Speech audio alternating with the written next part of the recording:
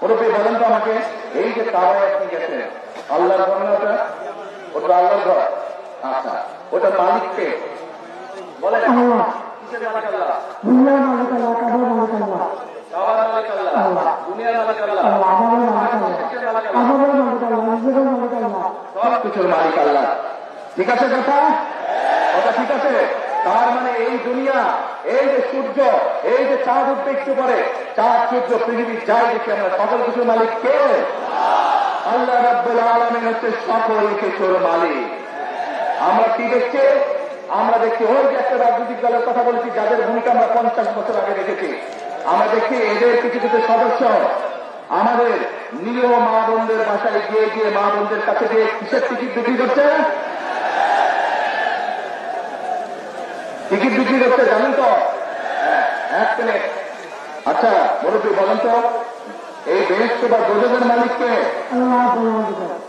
মুরব্বী বলেছে বেহেশত দোজখের মালিক আল্লাহ তাআলা। আপনারা একমত?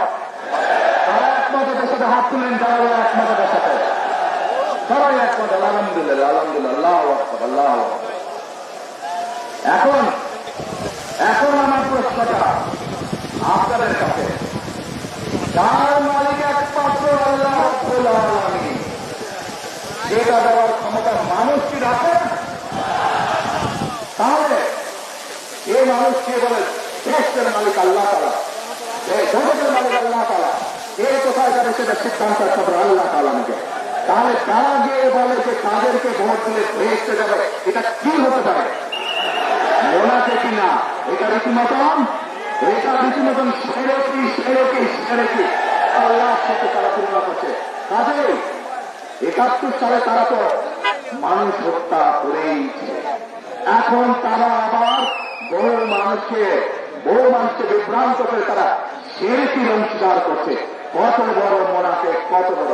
তাহলে চিন্তা করেন, যারা এই ভোটের আগে আপনাদের আমাদের বাংলাদেশের মানুষের ধর্মীয় অনুভূতির আঘাত করে মানুষকে ঠকাচ্ছে, এরা যদি কোনোভাবে আল্লাহ মাফ করুক, আল্লাহ না করুক, কোনোভাবে যদি ক্ষমতায় যেতে পারে, এরা কিভাবে মানুষকে ঠকাবে চিন্তা করেন।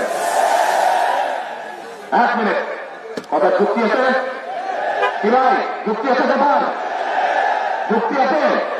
এই সিরিকিওয়ালাদেরকে, যারা সিরিকি করে, এদেরকে বর্জন করতে হবে, মানুষকে সচেতন করতে হবে। আর আরেকটি কথা বলে বক্তব্য শেষ করব। আমি কি বলেছি আপনাদেরকে?